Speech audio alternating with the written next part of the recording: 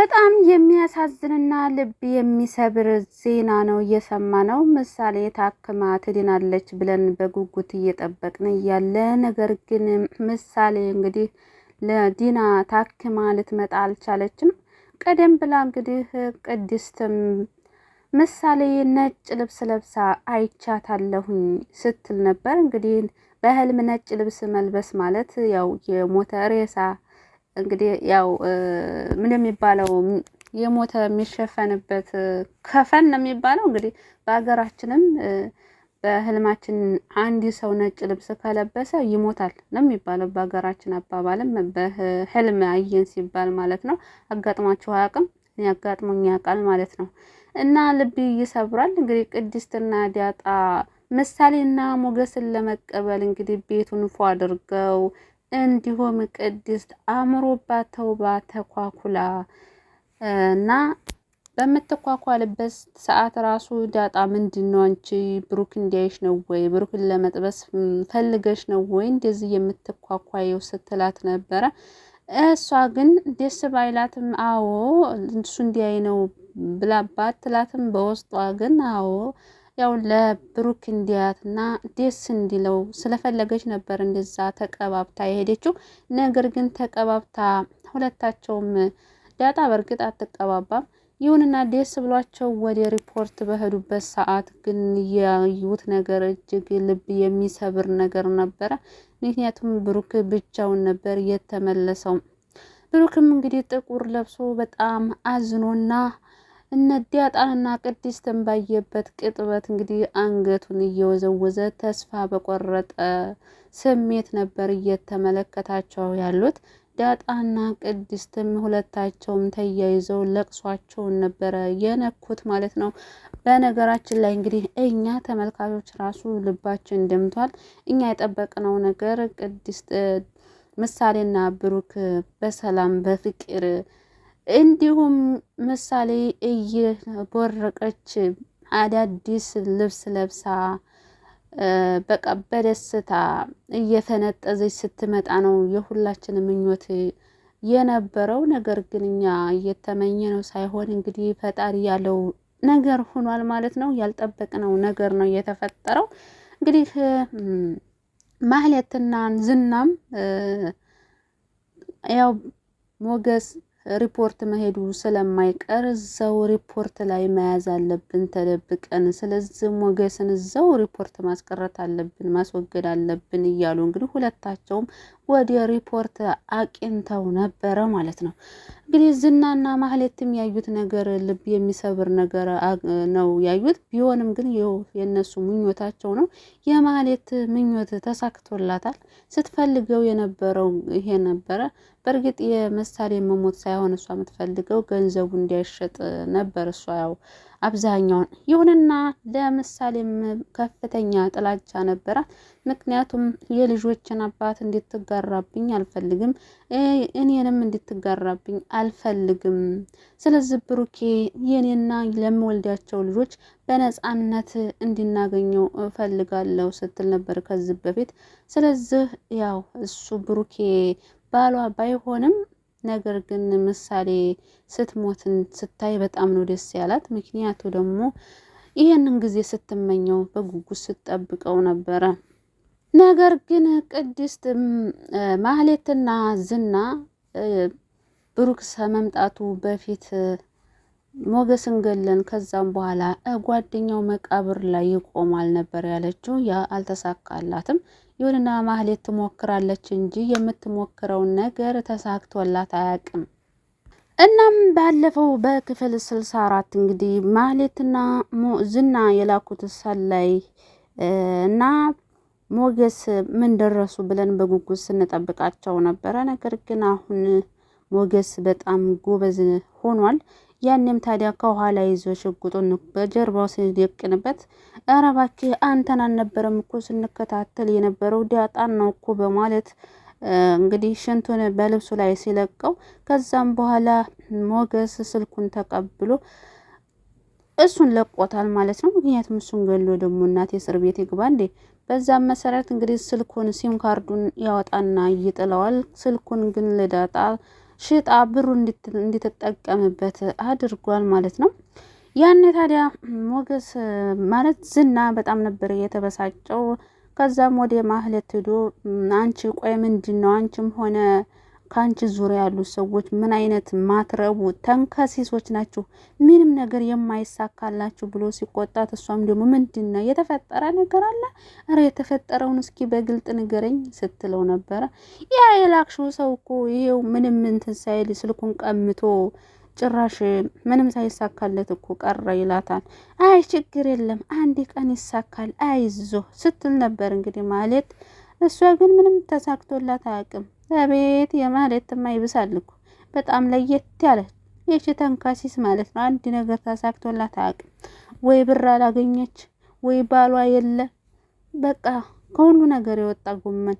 አሁን እንግዲህ ሞገስ ዝና ራሱ ሞገስን ካስወገድሽው የገዛ ቤትሽን በእጅሽ አስገባልሻለሁ እያላት ይገኛል። ነገር ግን ውሸት ነው፣ ውሸት አይገዛላትም ማለት ነው። እንግዲህ ጎበዝ ከሆነች ኢፍራታም ስትመክራት ነበረ። እባክሽ ንቂ፣ ይሄ ዝና የተባለው ሰው ሞገስን ካስገደለሽ በኋላ አንቺን ወደ እስር ቤት ይከትሻል፣ እስር ቤት ነው የሚያስገባሽ እንጂ ቤት አይገዛልሽም ስትላት ነበረ። እና ማለትም ባክሽ አንቺ ደግሞ ምቀኛ አታሟርች እስኪ ስትላት ነበረ። ያው አንቺ አልነበርሽ እንደዚህ ሁላ ነገር እንዲገባ እየገፋፋሽኝ የነበረው ስትላትም ነበረ። እና አንቺ እኮ እንደዚህ ልትወኝበት የቻልሽበት ምክንያት አንቺ መጀመሪያውኑ ከብሩክ ስትጣሊ ነው የሁላ ጣጣ የደረሰብሽ ስላታለች ኢፍራታ ማለት ነው። ነገሩ ኢፍራታ ምዘህ ላይ ነበረችበት ማለት እንደዚህ አድርጊው እንደዚህ አርጊያት እያለች እንግዲህ ከጎኗ ሆና ስታግዛት የነበረው ኢፍራታ ናት። ቢሆንም ግን ኢፍራታ ትሻላለች ከማህሌት ማለት ነው። ኢፍራታ ትንሽ ትሻላለች። ይሆንና ግን አንቺ አሁን ከዚህ ቤት እንዲወጣልሽ ነው አይደል እንደዚህ የምትይኝ በምትላት ሰዓት አይ አሁን አንቺ ዝና ቤቱን ገዛልሽ አልገዛልሽ ዞሮ የኔ አከራየም ራሷ ፊቷን እያጠቆረችብኝ ነው መውጣትሽ ይቀራል እንዴ ስትላት ነበር። እናም የማህሌት መጨረሻ በርግጥ ያው ጎዳና ነው። መጨረሻ ላይ ማህሌት ጎዳና እንግዲህ ልብሷን አንጥፋ መለመኗ አይቀርም ማለት ነው። አራቱ የምን መለመን ጨርቋን ጥላት አብዳለች እንጂ። እና እኔ የምላችሁ ማለት ነው እስኪ እናንተ ሀሳብ ስጡበት። ምሳሌ ትሞታለች ወይስ አትሞትም? እኔ እንግዲህ ሀሳቤን የራሴን እንትን ስል ምሳሌ አትሞትም ብዬ ነው የማስበው። ለምን ዋናው አክተር ምሳሌ ናት። ርዕሱ ራሱ ምሳሌ ነው የሚለው። ምሳሌ ከሌለች ድራማው ይደብራል፣ ያስጠላል ማለት ነው። ስለዚህ እንግዲህ እኔ እንደራሴ ያሰብኩት ነገር ቢኖር ብሩክ ቅድስትንና ዳጣን ፕራንክ ሊያደርጋቸው አስቦ ይመስለኛል። ምክንያቱም ብሩክን ብቻውን ሲያዩት እነሱ ይደነግጣሉ። ከዛም በኋላ ከደነገጡ በኋላ ከብሩክ ኋላ ምሳሌ እየሮጠችና እየፈነጠዘች ትመጣለች ብዬ በጉጉት እጠብቃለሁ ማለት ነው። እንደዛ ይሆናል ብዬ ነው የማስበው። እናንተስ ምን ታስባላችሁ? ማለት ምሳሌ ትሞታለች ብላችሁ ታስባላችሁ? እኔ እንግዲህ ምሳሌ ከሌለች እርግጠኛ ነኝ ይሄ ድራማ ያስጠላል ማለት ነው። በቃ እንግዲህ ኮሜንታተሮች በሙሉ እንግዲህ ምሳሌ ከሞተች አናይም፣ ምሳሌ መሞት የለባትም እያሉ እየኮመቱ ይገኛሉ። እናንተስ ምን ይመስላችኋል? እኔም በራሴ ምሳሌ ከሞተች ድራማው ያስጠላል፣ በቃ ይደብራል ማለት ነው። ዋናው አክተር ምሳሌ ስለሆነች የድራማው ስም ራሱ ምሳሌ ስለሆነ ምሳሌ መሞት የለባትም። እንዴተው እንጂ አንተ ደራሲው ፍትሃዊ መሆን አለብህ። ምሳሌ እንዴት ገላት አንፈልግም። ምሳሌ መዲያን አለባት። ለማህሌት እልክና ለዝና እልክ እንዲሁም ለኢፍራታ እልክ ሲባል ምሳሌ መሞት የለባትም። በዛ ላይ ደግሞ ሞገስም ብዙ መስዋዕትነት ከፍሏል። ንብረቱን ሽጧል። ብዙ መስዋዕትነት ከፍሏል።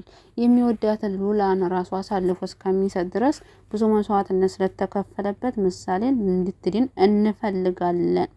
ስለዚህ ምሳሌ እርግጠኛ ነኝ አትሞትም።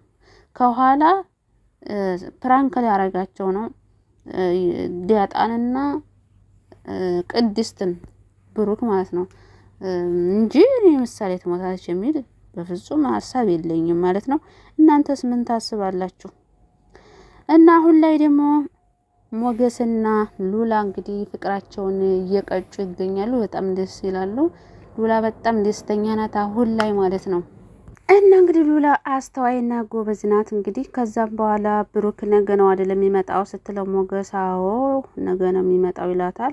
እና ሄደህ አትቀበለውም ወይ ባለችው ሰዓት አይ የኔና ያሱ ነገር እኮ ዝላ ያብቅቷል። እና እንግዲህ ሉላም ልክ እንደነበረ አየሁ አይደለ እኔ ያለሁኝ ምሳሌም ደግሞ ዲና ከሆነ አለች። እና እንግዲህ ሞገስም ያው ቂም ስለያዘበት ብሩክን ሳስብ ትዝ የሚለኝ ነገር ምን እንደው ታውቂያለሽ? የዛን ቀን ዝናን አስከትሎ በር ላይ የቆመበት ቅጥበት ሁሌም ትዝ ይለኛል፣ አእምሮ ላይ ያቃጭላል ይላታል። እናም ታዲያ እንግዲህ መሄድ ያለብህ ብቻውን ሲመጣ ደግሞ ዝና ሊያጠቃው ይችላል ትለዋለች። ሞገስም እባክሽ ላታስጨንቂኝ፣ እናም አብሮ አደግ ጓደኛ ነው እንድትቀያየማችሁ ደግሞ የሆነ ነገር ቢሆን ጸጸቱ ላንተው ነው ትለዋለች።